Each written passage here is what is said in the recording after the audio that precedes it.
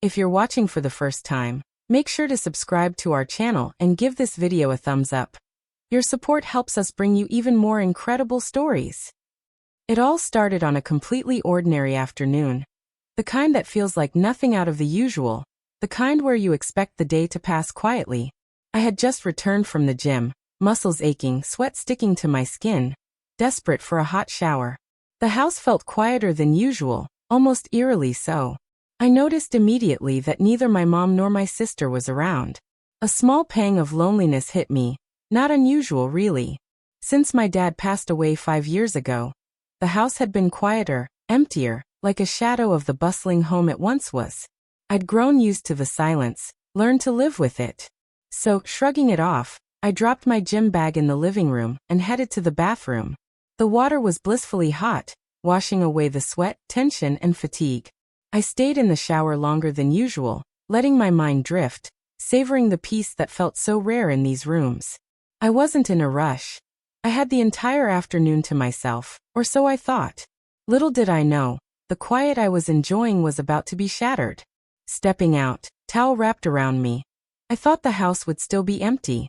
But when I walked back into the living room, I froze. There were my mom and sister, sitting quietly on the couch. My stomach sank as the realization hit me. I had assumed they were out, and yet here they were, witnessing the chaos of my unplanned absence of awareness. The awkwardness of the moment was instant and intense. Heart pounding. I scrambled to collect my clothes, my mind racing with panic and embarrassment. I rushed to my room, slammed the door behind me, and leaned against it, trying to calm my racing heart. I felt foolish, exposed, not physically but emotionally. Sometimes, it's not just what people see, it's the feeling of being unprepared.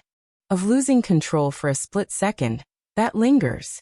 Over the next week, I convinced myself that everything had returned to normal. Maybe they had forgotten, maybe they'd moved on, I told myself. But life has a way of leaving little reminders. The way my sister looked at me, the subtle changes in her behavior, the slight tension in the air. It was all there, unspoken but unmistakable. I couldn't shake it. One evening, I was in my room, trying to escape into the virtual world of a video game.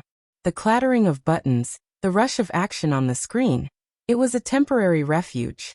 I thought I could push the awkwardness aside, let it fade into memory. But then the door creaked open, and my sister stepped in, a mischievous grin on her face. For a moment I relaxed. Maybe this would be normal like old times. We joked, laughed, and teased each other like we always did. But there was something different. A subtle tension underlined our interactions. I couldn't tell if I was imagining it, or if the memory of that day had shifted something unspoken between us. I felt myself growing self-conscious, acutely aware of every gesture, every word. The comfort of our usual sibling banter now carried a faint edge. I tried to focus on my game, losing myself in the digital world, but the underlying tension was impossible to ignore. Every laugh, every glance seemed loaded with a silent question I couldn't answer. It was as if an invisible line had been drawn between us that day, one we hadn't acknowledged but both felt. I wondered if I should bring it up, confront it, or simply pretend it never happened.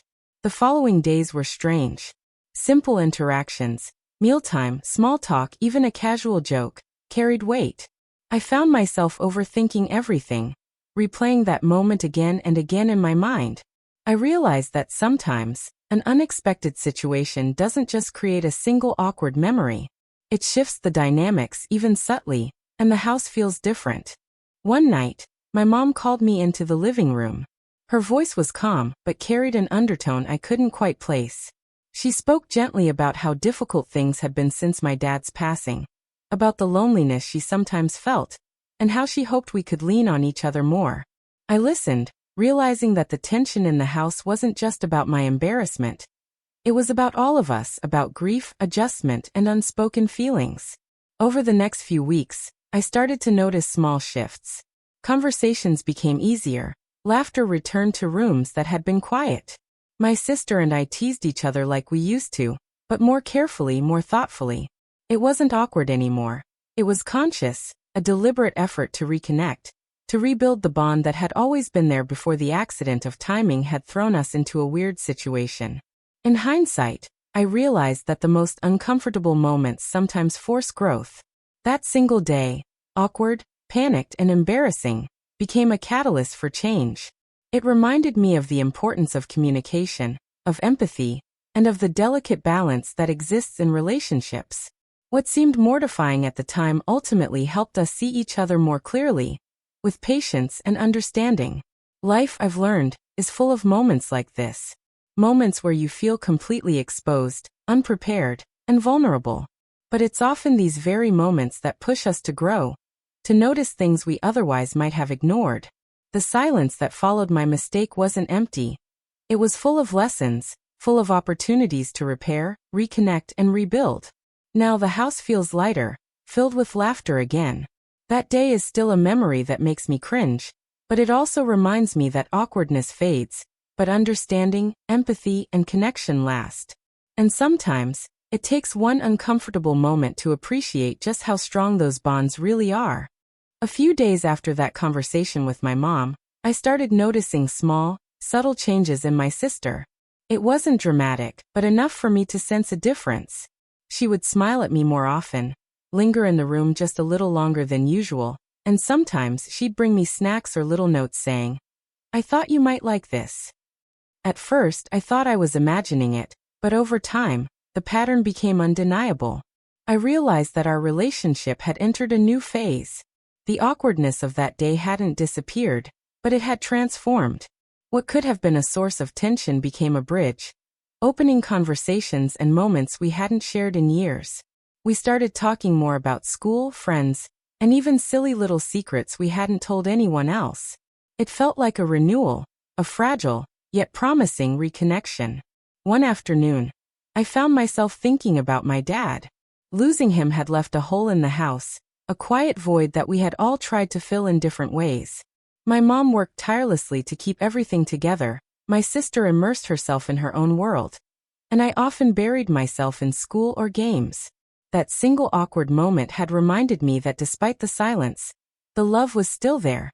It just needed to be noticed, nurtured, and acknowledged. I started making a conscious effort to spend more time with them. Small gestures, helping my mom with chores, sitting down with my sister to talk about her day, or even just sharing a meal together without distractions. And slowly, the house began to feel alive again. The quiet corners were filled with laughter and conversation, and the tension that had hovered after that day seemed to lift, replaced by a feeling of genuine connection. Yet, there were moments when the memory of that day would sneak back in, not in a harmful way, but as a reminder of how easily things could feel out of control. It made me more aware of my actions, more conscious of the space we shared. I learned to anticipate feelings, to respect boundaries, and to communicate openly. Lessons I hadn't fully appreciated before. Then something unexpected happened. One evening, my sister came to my room while I was studying. She didn't say much at first, just handed me a notebook and smiled. Inside were pages filled with sketches, doodles, and short notes about our family memories. There were drawings of our old living room, our cat, even the silly inside jokes we'd shared over the years. I felt a lump in my throat. It was her way of reconnecting, of showing that despite everything, we were still a family. We spent that evening talking, laughing, and reminiscing. The tension of the past week melted away completely. I realized something crucial. Awkward moments, mistakes, and misunderstandings aren't the end of a relationship. They're opportunities to grow closer, to understand one another better, and to rebuild bonds that we sometimes take for granted. From that point on, our family dynamic changed subtly but meaningfully. We became more patient with each other, more understanding. We didn't need to force laughter or conversation. It came naturally. That one day, which had felt mortifying at the time, became a turning point. It reminded us that life is unpredictable, relationships can be fragile, but love and connection are resilient if nurtured.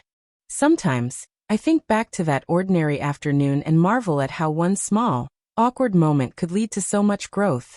Life has a strange way of teaching lessons, not always the ones we expect, but the ones we need. And though the memory of that day still makes me cringe, it also reminds me that vulnerability, honesty, and family are worth more than pride or embarrassment. As I sit here today, reflecting on the past weeks, I realized that what matters most isn't the awkwardness, the embarrassment, or the mistakes. It's the connections we maintain, the patience we show, and the effort we put into understanding one another. That day may have started as just another ordinary afternoon, but it ended up shaping how I see my family and myself.